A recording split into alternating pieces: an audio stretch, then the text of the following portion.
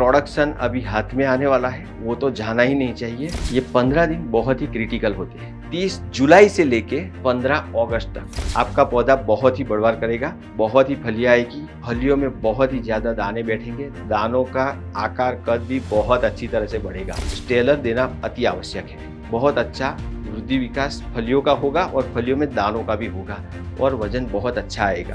तो आपको production 10 quintal के आसपास एक एकड़ में वो पूरा का पूरा मिल सकता है। अगर ये पद्धति से आप करते हो तो 12 क्विंटल तक जाने की भी संभावना रहती है। नमस्ते किसान भाइयों, आज का ये वीडियो है सोयाबीन के खेती का। इसके पहले हमने देखा कि अगर आपकी फसल में बहुत ज्यादा बढ़भर हो रही है तो उसके लिए आपको क्या करना है और फूल अवस्था में आपको क्या क्या चीजें करनी है। अगर वो वीडियो आपने पूरा नहीं देखा है तो आई बटन पे आपको उसकी लिंक मिलेगी, आप वहां पे जाके पूरा वीडियो देख सकते हैं। आज के इस वीडियो में हम देखेंगे कि सोयाबीन के खेती में फल अवस्था में क्या क्या समस्या आते हैं और उन सारी समस्याओं का हल हम जानेंगे तुषार सर से। पर उसके पहले अगर आपने अभी तक एग्रोस्टार के यूट्यूब चैनल को सब्सक्राइब नहीं किया है तो कर ले, ताकि हम आप तक ऐसी ही खेती के बारे में बहुत ही इंपॉर्टेंट जानकारी पहुंचा सके। तो चलिए शुरू करते हैं आज का ये सोयाबीन के खेती का वीडियो।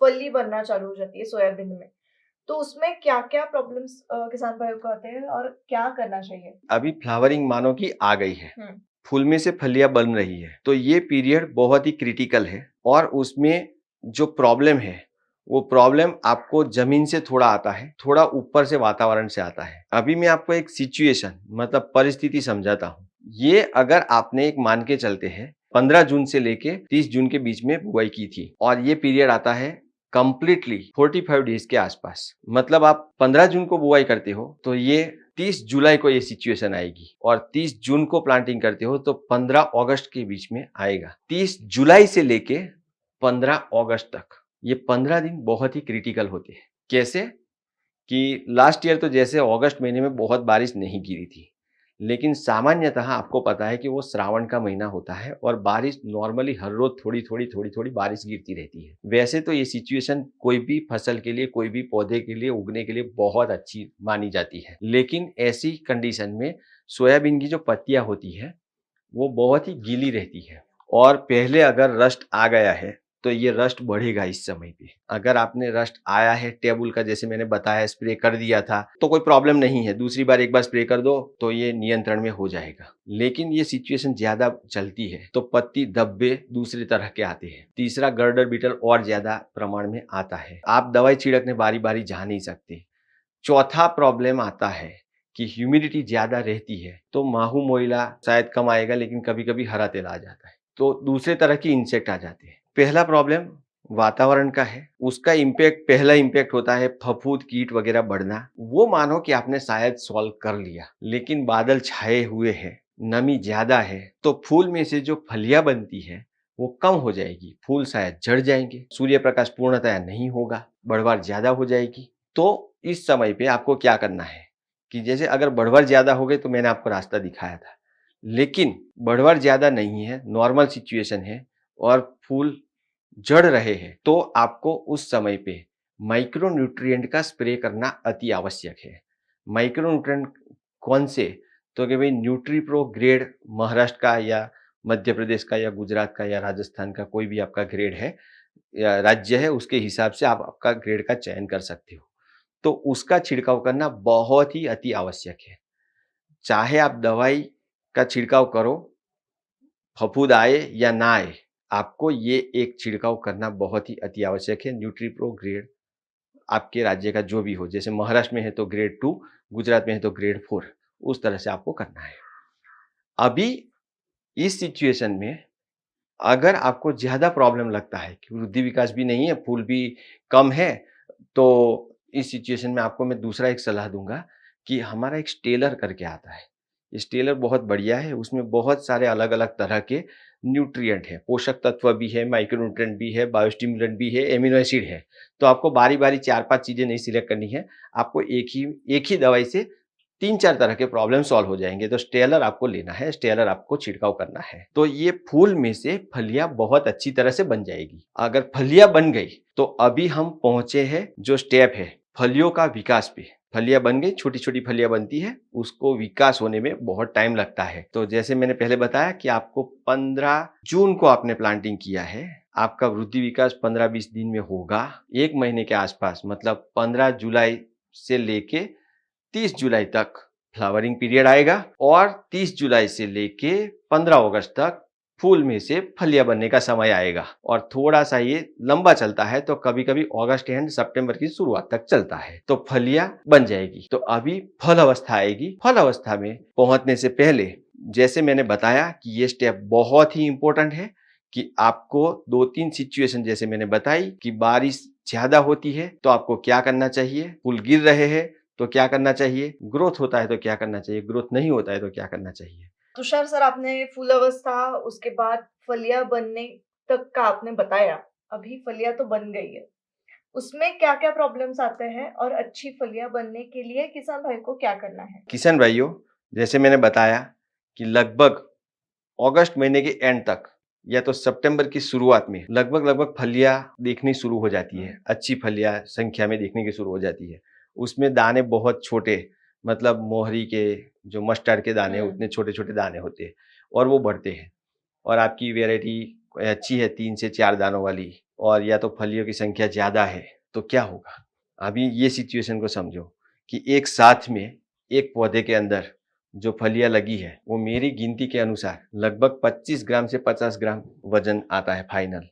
तो एक पौधे को 25 ग्राम जितना पोषक तत्व जमीन में से और ऊपर से खींच के पत्तों में इकट्ठा करके वो खुराक बनानी है, और वो प्रोटीन ऑयल सब कुछ बना के उसको भेजना है फलियों में।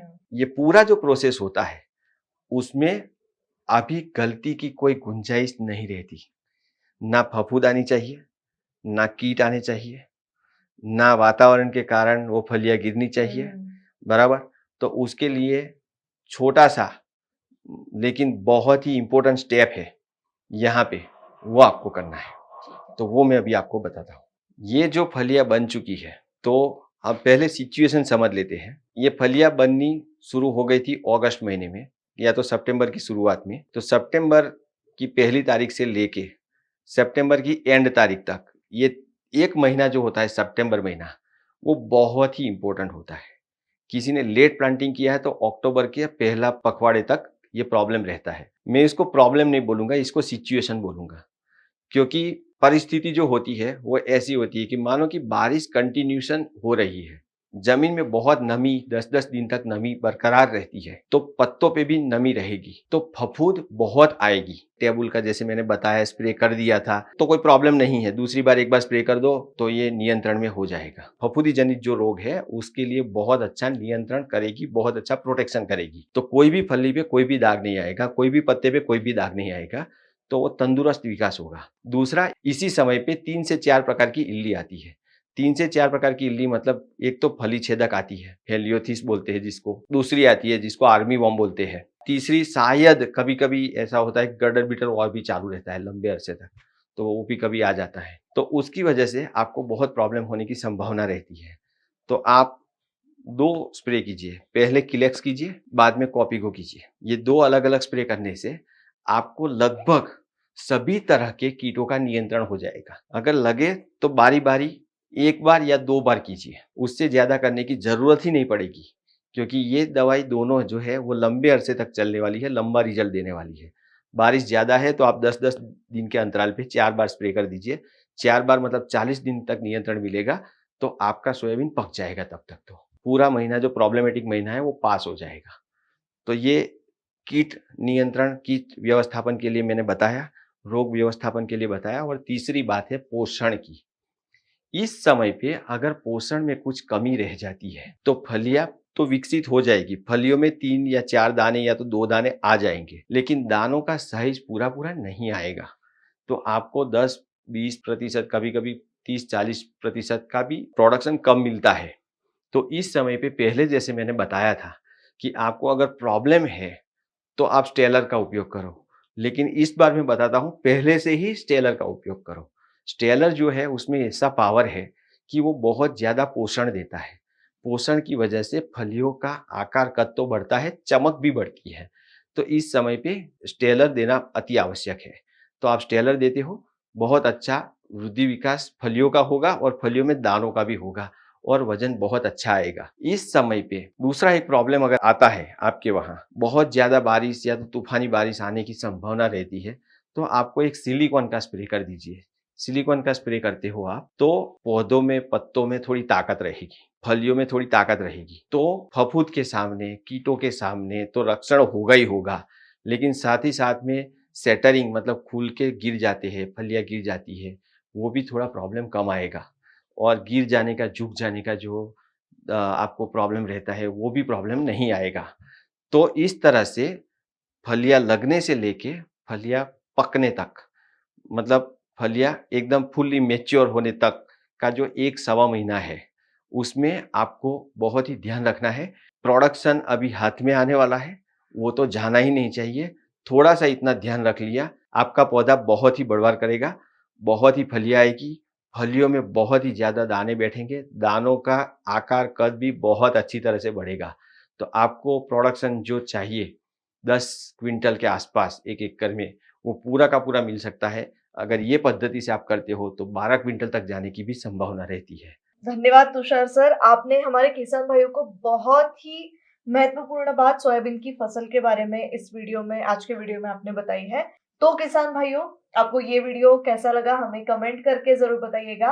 और हाँ, अगली कौन सी फसल की जानकारी आपको तुषार सर से जाननी है, ये भी हमें जरूर कमेंट करके बताइएगा। फिर मिलता है नई फसल की जानकारी के साथ अगले वीडियो में। तब तक अपना ध्यान रखिए।